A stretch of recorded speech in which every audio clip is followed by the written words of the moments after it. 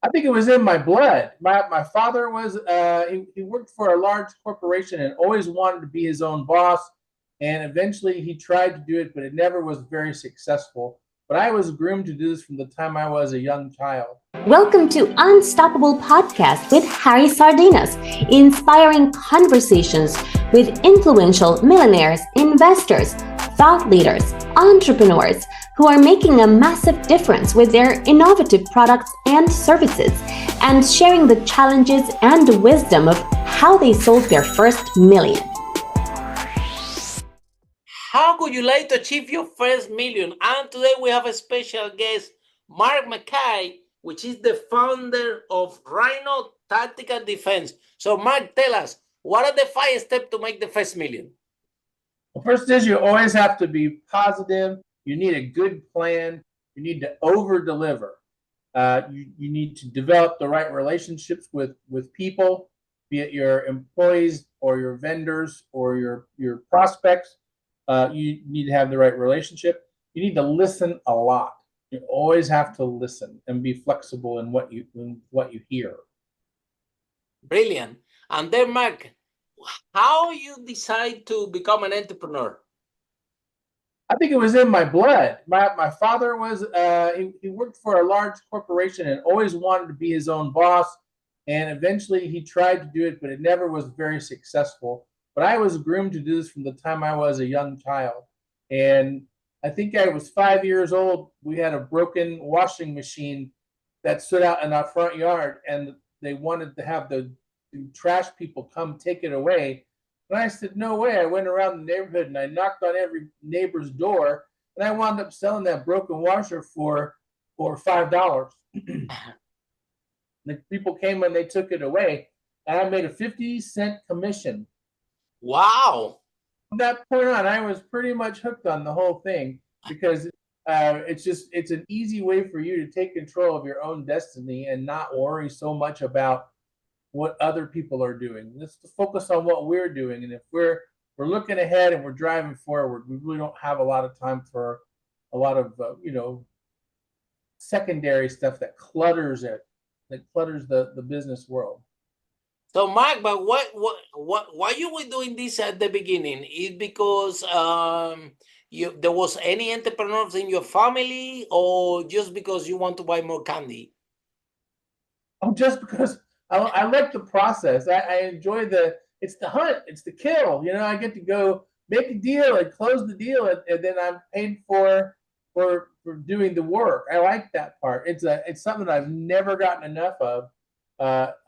All through, I can remember being in high school, and I would go into wood shop and I would make keychains, or I'd make little things, and then I would go sell them throughout the school. So I mean, I didn't come from a lot of money, but I could get lunch money. I could augment my poor teenage years with a few extra dollars with things that I made out of scraps, basically. So what happened when your parents find out that you were making extra bucks and you don't need so much money from them? Did they were happy or they were angry?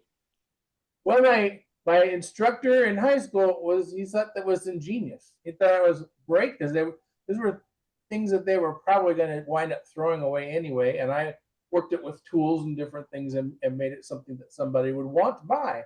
So it was just one of those things. When I was in the military, I would just before an inspection, I'd get everybody who wanted to line them up, and I'd give them haircuts with the clippers, get them ready for inspection so they look just right. Little things like that, and it's been my whole life doing that. Wow. And then business, I was off to college, and I had a yard service where I cut grass, and I set it up as a sole proprietorship. I had write-offs that I had things that I had to buy to make the business work. We set up purely in a sole proprietorship, and I was, I think, 18 or 19 at the time. That was the first real business, and it just sort of just kept going from there. Yeah. Now, Mark, tell us, because we have few entrepreneurs in this Unstoppable podcast that they run in different businesses. They all have the background in the military. Do you think that the discipline and some skills about leadership or or the mission. Do you think that that what you learned in the military have helped you to develop your career as an entrepreneur, or do you think that is totally different?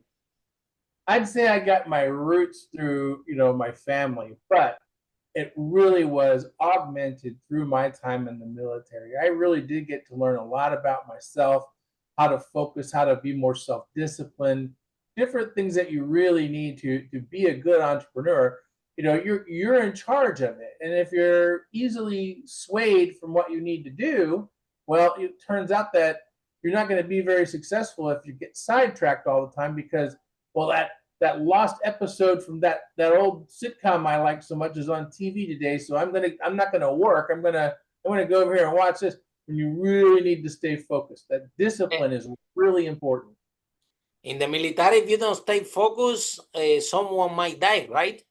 That's correct. You have to be on 24/7, no matter what, Yes. whatever it takes, right? So it becomes part of your life, yes, and so it's a matter of having that self-discipline.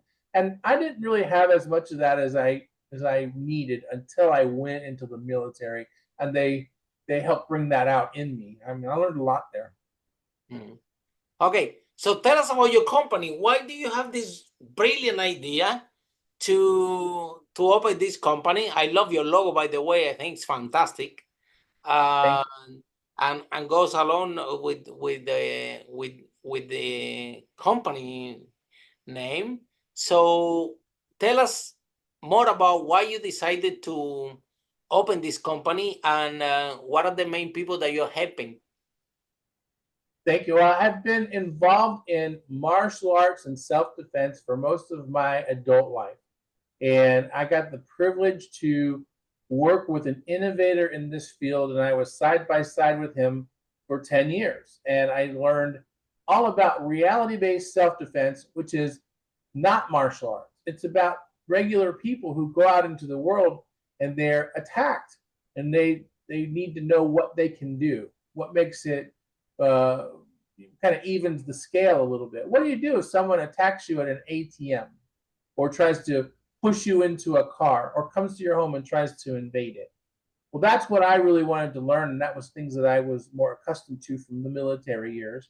I just didn't know there was such a place to do that. So when I met this gentleman, and he hired me to run his business because he knew I had a lot of experience running small businesses, and he wanted to not be anchored to his desk all the time. He wanted to be able to go pursue other, like you were saying in your last bit, Mr. Pearl was talking about being able to go look at the next opportunity and do it. So this man wanted to be doing that. He wanted to do some more stuff with his family and his young children. So he left me to run the business. And it got so good that it would get to a point where I would only see him a couple hours a week, because the business was flowing, just like we were talking about before. It's just it's great if you have quality people that can carry for you, So I got to learn exactly how it all worked. And then in December of 2023, this man unexpectedly passed away. Wow. And I wanted to continue his vision. All right. So I worked with him side by side for 10 years, and we were also best friends. We did as much traveling together and, extracurricular outside of business every week. We did a lot of things together socially and professionally. So when he passed away, some of his family members took over the corporation, and they changed it, and I didn't like what they were doing, and a lot of people with the organization didn't like it. So I was just going to bow out. So I struck out on my own. I created Rhino, and I said, I'll just do it for me, one person. But when some of the other people from the old company heard about it, they migrated to Rhino. I didn't ask them to. They said, but we've always worked with you. You know your stuff. You're talented. Absolutely, of course. That relationship. All right. So we had them migrate over. And now at the end of the first week, we had 40 members, and they're all over the world doing these courses and seminars and classes for their on a paid basis. So we started off our first day being global. We're in Australia, Canada, and US currently. Wow, congratulations, amazing. So it just goes to show you, if you develop the right relationships and you treat people well, they will stick with you. You know, if you treat people badly, like the new owners who did that, they came in and they changed everything, and people didn't like the way they were dealt with, the way the changes were coming. So they said, well, you've always shot us straight. We're sticking with you. Right. So I'm doing exactly the same thing I've been doing for 10 years, which is I actually get on airplanes, go around the country and teach different seminars like corporate training, team building, real estate. My favorite is active shooter training. And I go do that, jump on a plane, go to a city and train right at the corporation, training right in their own offices, because it's a lot more fun to do it that way. And then and that's where they're going to be. If something were to happen, like in an active shooter situation, they're going to be at their work. I could have them come to a location, but then that's not very realistic in the training. And the training is interesting and fun and scenario based, and we actually put people through their paces in a fun manner, so it's a better takeaway. And these are people who never ever saw themselves really training in any sort of a sophisticated format. This is just good old-fashioned sense things that no one ever taught you, that have options to do. So I learned from a great guy. He taught me. I'm just carrying his vision on because he was my best friend and I respected him, and I didn't want it to end. I wanted to keep pushing. It's like he handed me the baton and now it's my turn to run with it, and I've improved it. I'm making it better every day. Follow us for more interviews with the world's most influential, audacious entrepreneurs that overcame challenges and adversity, providing you with the blueprint of how they sold their first million so you can grow your business exponentially.